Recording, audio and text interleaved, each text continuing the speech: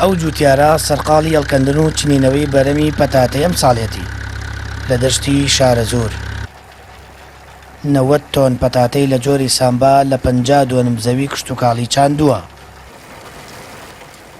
بەوتەی خاوەن کێڵگا کشتتوکاڵەکە پێشبینی دەکات ئەم ساڵ 700 تۆن بەرەمی پەتاتە بچنێتەوە و دەژڵێت ئەگەر حکوومەت هاوکاریان بکات دەتوانن بەرەمی پەتاتە بۆ هەرێمی کوردستان دابین بکات و پێداویستی بازاڕی هەر چوار پارێزگاکە پڕ بکاتەوە.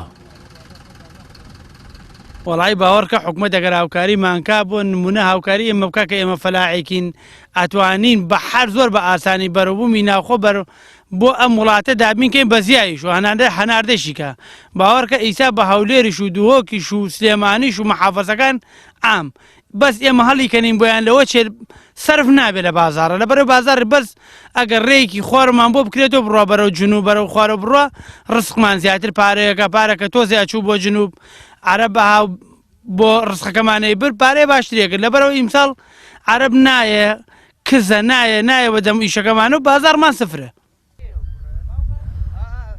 بەرەمی کشتتوکاڵی پەتاتە لە وەرزی بار و پایزدا دەچێنرێت. لە دەشتی شارە زۆر وەڵەبجا زیاتر لە 2500 تۆن پەتاتە ساڵانە لەلایەن جوتیارانی سنوورەکەوە بەرەم دێنرێت. بەڕێوەبەری باخداری لە کشتتوکاڵی هەڵەبجە دەڵێت ناتوانن هاوکاری جوتیاران بکەن بۆ چاندنی پەتاتە. ئەگەر حکوومەت هاوکاری جوتیار بێت و قەدەغەی ئاوردەکردنی بەرەمی دەرەکی بکات ئەوە جوتیارانی هەڵەبجە و شارە زۆر دەتوانن پەتاتە هەرێم دابین بکەن. هاوکاری بە ئیمکانێت دەکرێت بەڕاستی ئیمکانێتی حکوومەتی ئێمە وەزارەتی ئێمەش هەر ئەوە نییە هیچمان بۆ کەس نەکرۆ تا بۆ بەرەمی پەتاتی بکەین.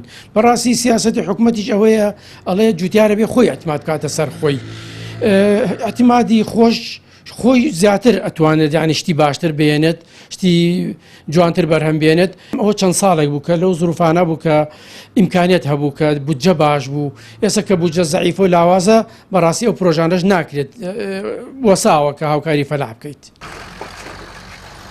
خاک و کەشوەوای دەشتی شارە زۆر و وەڵەبجە گونجا و بەپیتە بە چاندنی پەتاتە. هەرزانی نرخی بەروبوومە کشتتوکاڵەکان و نەبوونی ساردخانە لە سنوورەکە گرفتی گەورەی جوتیارانە تا بەرزانتر بەرەمەکانیان بفرۆشن.